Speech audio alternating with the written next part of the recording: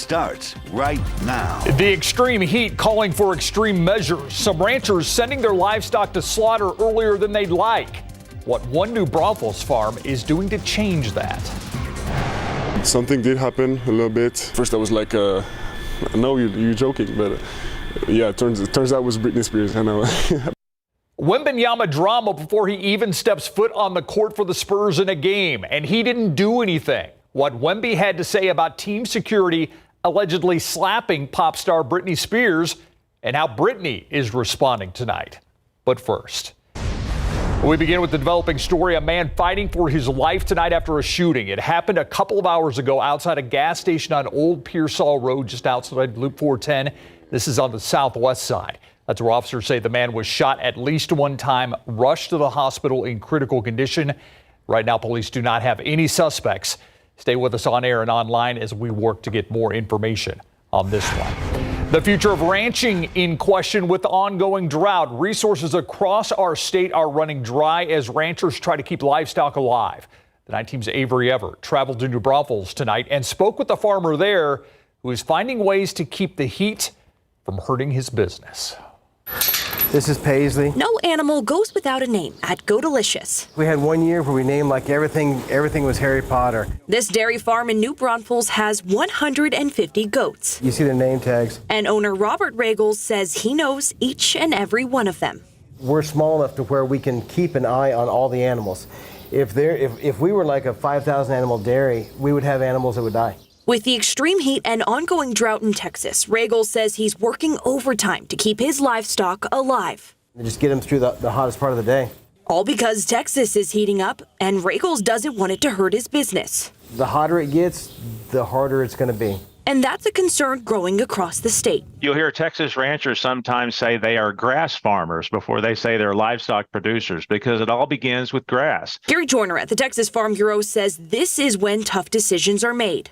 Water is very precious, and when you're out of it, that's when you have hard decisions to make. On the livestock side, maybe you've got to liquidate a herd because no water is available. Regels says he's importing in his hay all the way from Kansas just to keep his goats fed. I can't get the feed that we need here in Texas. It's a lot more expensive for sure. He says it comes with a bigger price tag. That's bubble gummy on your left. But it means these animals get to keep their name tags. Now that it's harder to grow grass in Texas, the price of hay is up. Regels says it cost him thousands of dollars more this summer to get his usual shipment of feed in. Higher prices in animal meat feed could mean down the line you'll see higher prices for farm goods in the grocery stores to offset those costs. And that affects all of us, whether you're a farmer or rancher or not. Thank you, Avery. Yep. All right, let's check out the weather right now. Yep. Yeah, we're talking about weather. We certainly are, and it wasn't for everybody today, but we were able to find some spotty downpours push across portions of south central Texas. For most of us, it only added up to a few hundredths of an inch, maybe a tenth of an inch, but we did find a few localized pockets of some higher totals, which we'll take a look at a little bit later on. But because of some of that rain-cooled air, our high today was only 91 degrees. It's actually 3 degrees below the average for this time of year. I hope you enjoyed it, even though it was a little muggy out there this evening, because minus just an isolated chance for a shower tomorrow. Rain chances are pretty much knocked out of the forecast by this weekend as we see high pressure take back over, and those temperatures are going to crank back up with even some triple-digit potential back in the forecast into next week. So we'll get you a look at all those details coming up in just a few, Steve. Triple digits are coming back. Thank you, Mia. A man is in jail tonight accused of sexually assaulting a child. I want you to look at his picture here. This is 62-year-old Felix Marfield. The 10-year-old girl he's accused of assaulting said he inappropriately touched her. The reason I wanted you to look at his picture is because Sheriff Javier Salazar says BCSO recently received texts from Marfield to the girl's mother that were, quote, apologetic in nature. The sheriff also expressed concern there may be other victims going back decades. He encourages anyone who may have been assaulted by Marfield to call BCSO at the number on your screen, 210-335-6000. A registered sex offender from San Antonio in jail tonight accused of using Snapchat to allegedly lure another 10-year-old girl from her home. And investigators believe there could be other victims here as well. This is 24-year-old Diego Cortez. He is in the Hays County Jail tonight, charged with child trafficking to engage in sexual conduct and harboring a runaway child. Hayes County deputies say Cortez portrayed himself as a young teen to gain the girl's trust. Through follow-up interviews, deputies say they learned Cortez had sexual intercourse with the young girl as well as with other children in and around the San Antonio area. Investigators are also asking for other potential victims to come forward in this case. Cortez, known by the Snapchat profile names of D for Diggs and Slowbass 4367. Parents are asked to contact Sergeant Mark Opiella with the Hayes County Sheriff's Office at the phone number 512-393-7896. You see on your screen. We also have information on how you can submit tips anonymously over on our website right now, KSAT.com. The U.S. Department of Justice is now facing calls to investigate the migrant flights from Texas to California, and Bexar County Sheriff Javier Salazar is among those asking for the DOJ to get involved. Those flights include one from San Antonio last September that were reportedly paid for by the state of Florida. The Bexar County Sheriff's Office launched an investigation, filed a criminal case with the Bexar County District Attorney last month. Next week, Salazar met with Governor Gavin Newsom the week after that report, just days after California received 2 flights of migrants from El Paso, again reportedly at Florida's expense. Today, Sheriff Salazar co-signed a letter to U.S. Attorney General Merrick Garland, along with Newsom and California Attorney General Rob Bonta. The letter says in part, quote, given the multi-jurisdictional interstate nature of this ongoing scheme, the federal government's involvement seems especially appropriate. It is unconscionable to use people as political props by persuading them to travel to another state based on false or deceptive representations. BCSO has not named a suspect or suspects in this criminal case. It has confirmed several counts of unlawful restraint were filed, both as misdemeanors and felony charges.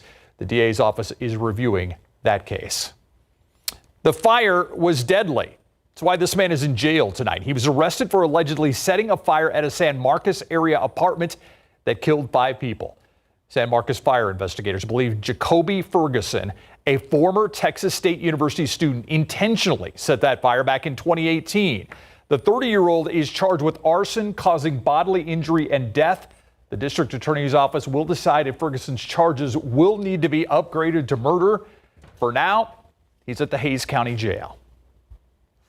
All right, this is not just any window. And tonight, U.S. Park Rangers are asking for your help after Mission San Jose right here in San Antonio was vandalized and had its famous rose window broken. See that blue spot right there? It's small damages that come with big and historic ramifications. Mission San Jose established in 1720, making it more than 303 years old. According to U.S. Park Rangers, on June 28th, someone tried to get inside that church, causing damage in the process. Vincent Huizar, a descendant of Pedro Huizar, the man who designed the famous rose window, tells us this is a lack of respect for history. I thought this place was going to be sacred, and they still came in and did something. Get a life. Instead of doing this, go look for a job and keep yourself busy. The Archdiocese tells us this is not the first time vandalism has occurred at Mission San Jose and other missions here in San Antonio.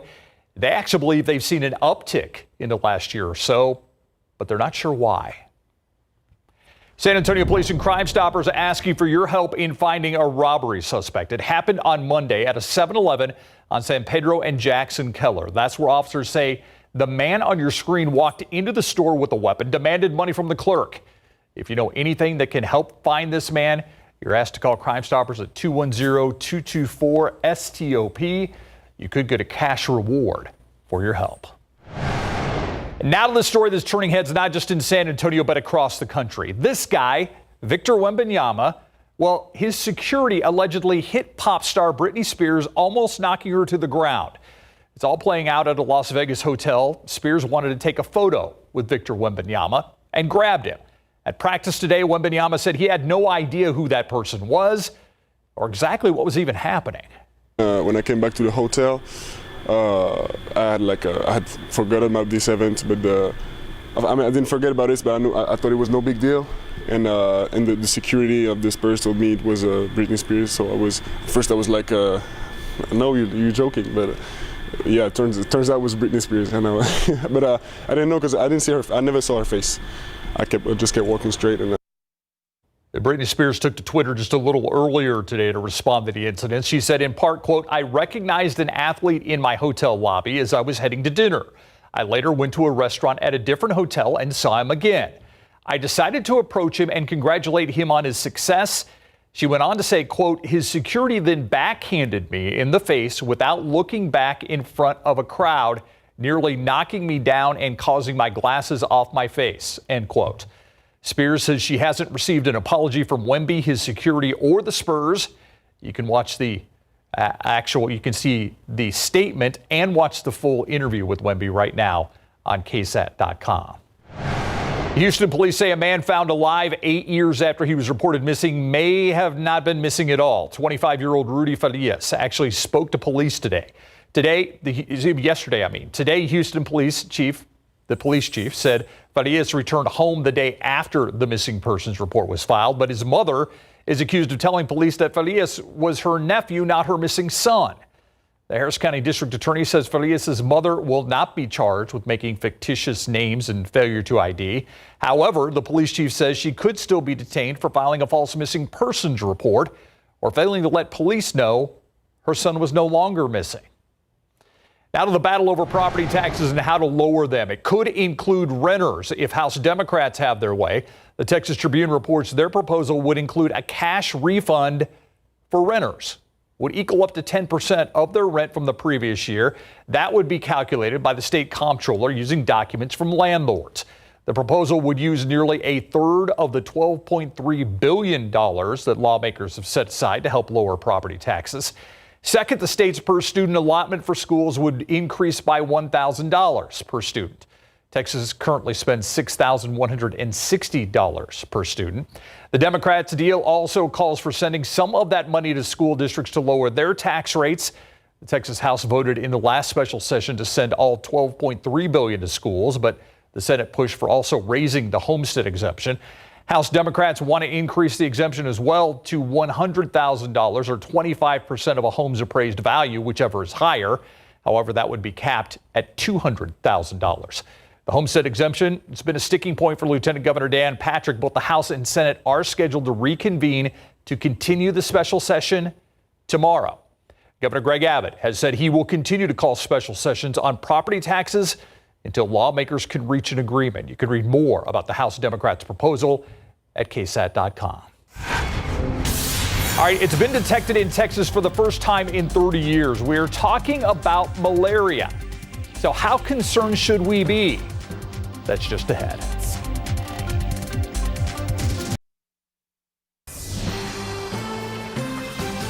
They are one of the most annoying animals in the world. They're also one of the most dangerous. Mosquitoes are known for spreading blood-borne diseases. For the first time in decades, a South Texas resident was recently diagnosed with malaria. Dr. Ian Cheeseman, an associate professor at Texas Biomedical Research right here in San Antonio, joined our KSAT Q&A segment today on the news at 6. He says we should not be surprised that we're seeing cases of malaria. This is not an enormous shock for us. It's been a very long time since we've seen a locally acquired case of malaria in Texas. I believe around 30 years. But the conditions for malaria have been long existing in San Antonio. Yeah, Dr. Cheeseman went on to say the recent wet days followed by extremely hot days, great conditions for mosquitoes to grow. However, he says the risk for actually getting malaria is low. You can watch his full interview right now on the KSAT YouTube page.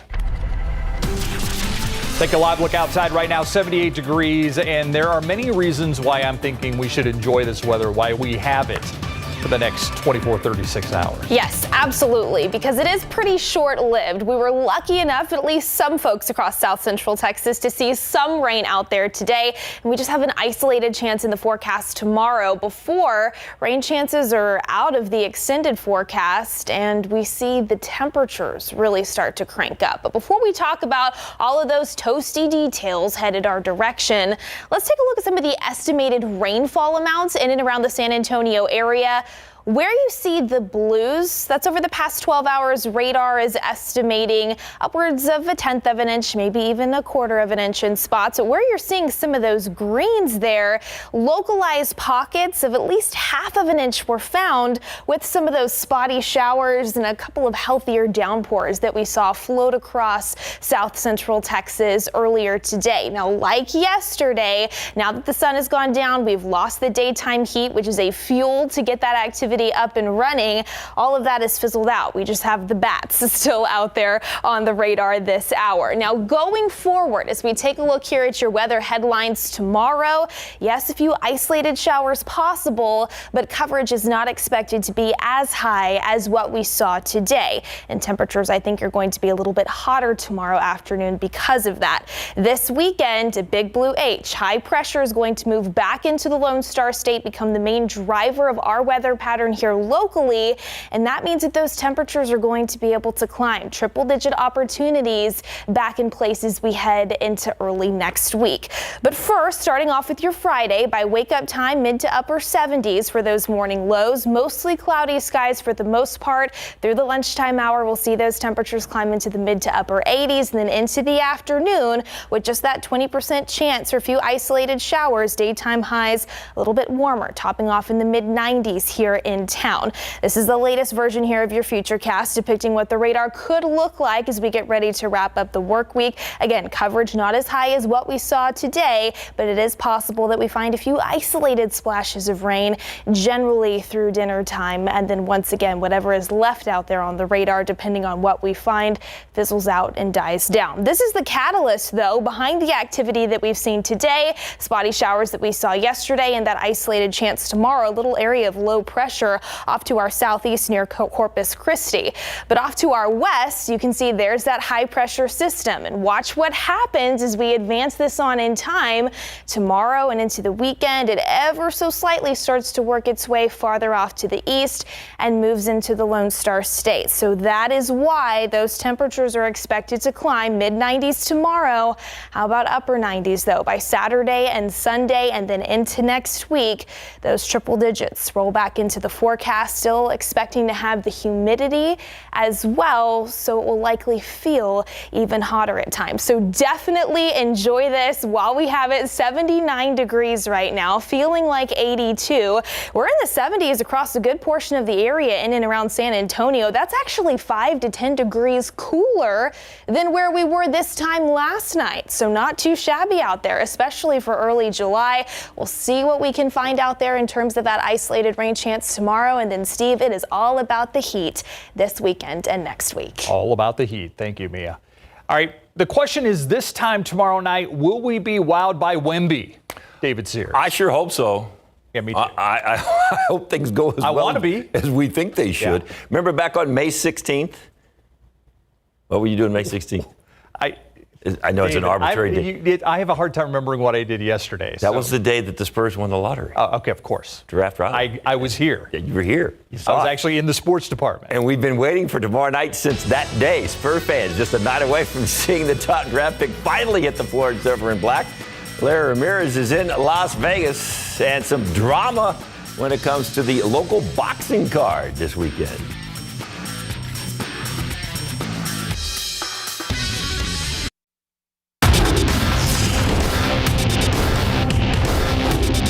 I think we were really solid in defense in the past days, and yeah, obviously there's a lot of new stuff I need to learn. He's ready to learn it, though. Victor Wembanyama has been watching his fellow Spurs in the California Classic, and he likes what he sees. But now we are less than just 24 hours away from seeing what Wemby can do on that Las Vegas hardwood. The Spurs going off a very successful 2-game Summer League stop in Sacramento before heading to Las Vegas. We got to see several standout performances from Julian Champagnie to last year's second pick in the first round, Malik Branham, and to the Spurs' third pick in the first round last year, Blake Wesley. Remember, he was coming off that knee injury from last season. The young guys beat the Hornets, and then they beat the Lakers. Always love to beat the Lakers. Now it is time for Victor Wembanyama to become part of the experience in Vegas. Already had a taste of the attention he's going to be getting throughout his career. Friday's game is a sellout, nearly 19,000 for a summer league game. Today he talked about the sellout and his approach to his first game as a Spur. It's a really good thing to, I think, for me. I think I'm a good person, so I think I can influence people in a good way. And if I can give even just 40 minutes of fun to 17,000 people tomorrow, I'll do it. And as long as I can do good to people, I'll do it. And we mentioned some of the stars of the California Classic for the Spurs. Now they will turn the reins over to Wemby. Our Larry Ramirez with more from the undefeated Summer League Spurs on what they expect tomorrow night in Vegas and what they expect playing alongside that tall guy. Yeah, thank you very much, David. We flew in from Sacramento to Las Vegas this morning, getting here around 11 a.m., and now the fun really begins. Without Wemby, the young Spurs went 2-0 in the California Classic, and they played some really good basketball. Head coach Matt Nielsen said those 2 games in California got his guys ready for the brighter lights of Las Vegas. Yeah, for sure. And that's we have these guys for like 2.5 practices, and then we play these games. And so these are practices, all of them. It's just about these guys trying to get better. But I do think we try to keep the messaging simple. So even when we get in those situations come Friday night, that we stay and play the way we've been preaching, and hopefully we'll be all right. The NBA announced yesterday that tickets for the opening night in Las Vegas are sold out. So the Spurs will face the Hornets in front of a full house at the Thomas & Mack Center. I mean, it's good, but we're going to worry about winning the game. Don't worry about the crowd. Excited the victory going to be back. It's going to be a hell of a game, so we're ready. It's going to be crazy. I'm very excited, to be a part of that, though. It's going to be fun. I know it's going to be a lot of people in there. The Hornets and Spurs will pit the #1 overall draft pick in Wemby and the 2nd overall selection in Brandon Miller. The top 2 picks led by the Spurs' Victor Wembanyama. Yeah, it's the Wemby effect. He's a generational talent, so everybody want to see him, hand on. So Spurs Summer League head coach Matt Nielsen feels his guys are all set for the craziness surrounding Wemby's first NBA game. There's some maturity in those guys, whether they're young or not. There's a physicality, maturity that I think will hold up in those kind of tests. But yeah, I'd be lying if I didn't say it's going to be fun for them, and want to make sure they put their best self out there. And make sure to join us tomorrow because we will have more live reports at 5 and 6 p.m. as we cover Wemby Mania here in Las Vegas. David, back to you. All right, Larry, after 5 and 6 coverage, we've got the game coming up tomorrow night. Tip-off is at 8 o'clock, Thomas & Mack Center. Once again, it's the Hornets and the San Antonio Spurs. Hey, when we come back, the fight card is going to look a little different for this weekend's matches at the AT&T Center, where local boxer Floyd Kid Austin Schofield is now slated to fight. Coming up next. Big shakeup for this Saturday's fight card at the AT&T Center. Local boxer Floyd Kid Austin Schofield is now fighting in the main event. It was announced today during the press conference that Virgil Ortiz Jr.'s fight was canceled. Ortiz passed out during training recently. Schofield found out just this morning he got moved up, but he says he'll be ready no matter what spot he fights in. I don't think it hit me like that just yet. I think once I start, drinking water and eating, then it would be like, okay, this is it. But right now in my head it's just like I got to do the same job I was going to do firsthand. Whether I'm the main event or a co-main. I just moved up one slot. That's all. Schofield will be taking on Haskell Rhodes in the main event. The broadcast begins at 7 o'clock on DAZN. Still got to be a little weird when you plan on, fighting at this particular time in the match, and now you're moved a couple of days before, so that's got to be strange. True, but I do like his Spurs shirt he had on with all the trophies on there. Everybody's getting in on, Spurs fever. Maybe that's Race for Says right there. There you go. That's it for the Nightbeat. Don't forget at 4:30. See you tomorrow.